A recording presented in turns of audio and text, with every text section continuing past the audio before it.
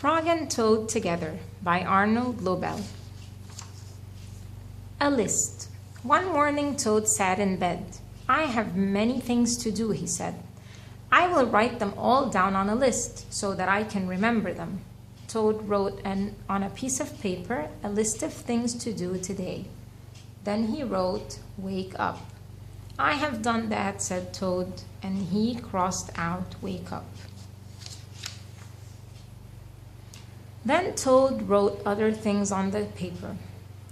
A list of things to do today. Wake up, eat breakfast, get dressed, go to Frog's house, take walk with Frog, eat lunch, take nap, play games with Frog, eat supper, go to sleep.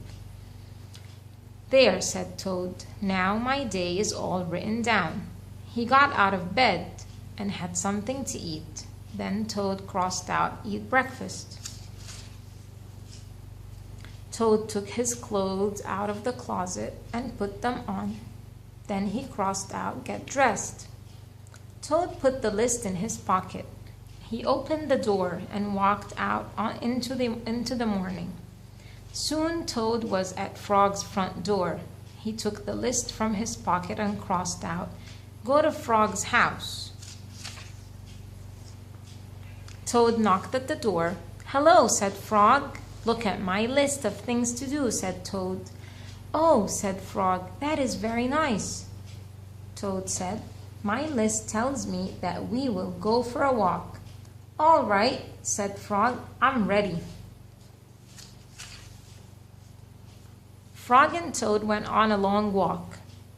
Then Toad took the list from his pocket again. He crossed out take walk with Frog. Just then there was a strong wind. It blew the list out of Toad's hand. The list blew high up into the air. "Help!" cried Toad. "My list is blowing away. What will I do without my list?"